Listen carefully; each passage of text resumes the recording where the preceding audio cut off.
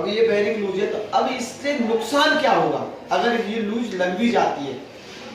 अगर पंखे में उसने तो मशीन पे काम कर रहा है, अब वो प्रोडक्शन में ये तो नहीं देख रहा है कि कौन सी लूज है कौन सी टाइट है, मास प्रोडक्शन चल रहा है। तो अब ये बेरिंग लग जाती है तो इसको नुकसान क्या है इससे।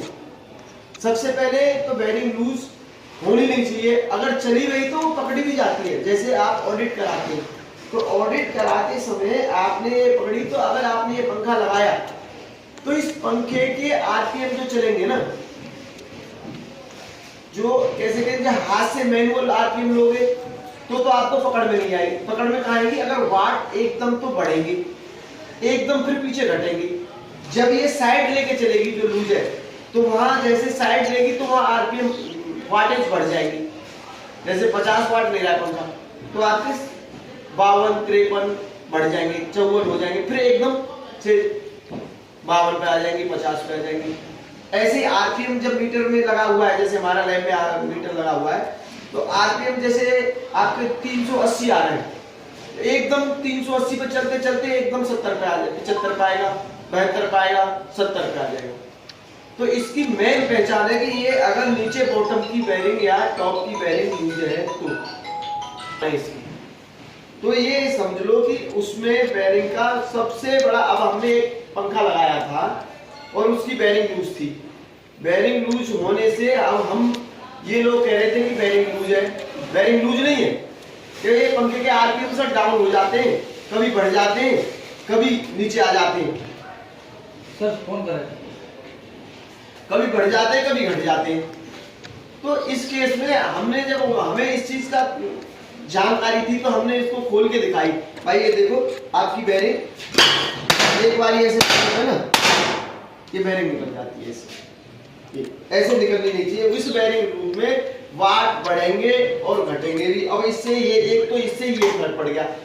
अब इससे टेम्परेचर भी बढ़ता है, वाट बढ़ेंगे तो टेम्परेचर बढ़ेगा, टेम्परेचर बढ़ेगा, उसके साथ साथ में इसकी हाउसिंग में ये रोटर के अंदर टच करके चलनी चालू हो जाए। पहले इसकी हाउसिंग को काटेगी जब लूज होगी तो, और साथ में फिर इसकी रोटर से भी टच करेगी। वहां पंखा ओवरहीट होना चालू हो जाएगा।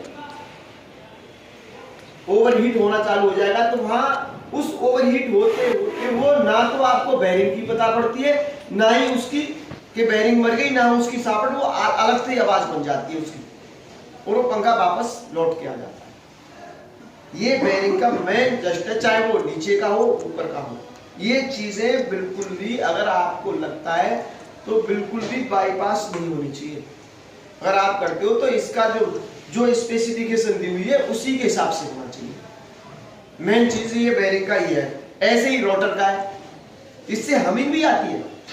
एक पॉइंट तो वाट घट रहे हैं और बढ़ रहे हैं, इससे पकड़ोगे, एक इसकी हमिंग आएगी पंखे के अंदर। जब आप चलाओगे तो लूज होगी तो पंखे के अंदर हमिंग बन जाएगी, और वो पकड़ में नहीं आती है, वो बिल्कुल साइलेंट बूथ में पकड़ में आती है। जैसे हमारा केबल बना हुआ है बिल्कुल एयरप्रूफ, उसके अंदर पकड़ में आएगी, वैसे पकड़ में नहीं आ सकती, हमिंग बन जाती है। ऐसे ही रोटर लूज का है, अगर रोटर लूज होगा तो उसके अंदर भी हमिंग में आती है।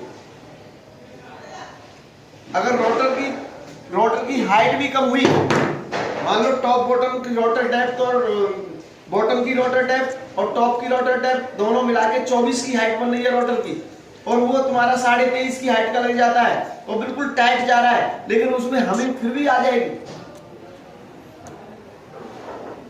हल्की हमिंग। ये हमने प्रैक्टिकल, हमें तब से नहीं, थोड़ा हमने अभी पकड़ा इसको जस्ट। तो इन चीजों का बिल्कुल आपको छोटी छोटी चीजें, और ज्यादा बड़े उसका नहीं, एक एक टॉपिक करके ले लो भाई, इससे क्या कमी आती है, और आप खुद लेके आओ मेरे पास कि ये कमी लेके आओगे तो उसका सॉल्यूशन मिल जाएगा सबके सामने। ठीक है, आज के लिए इतना काम।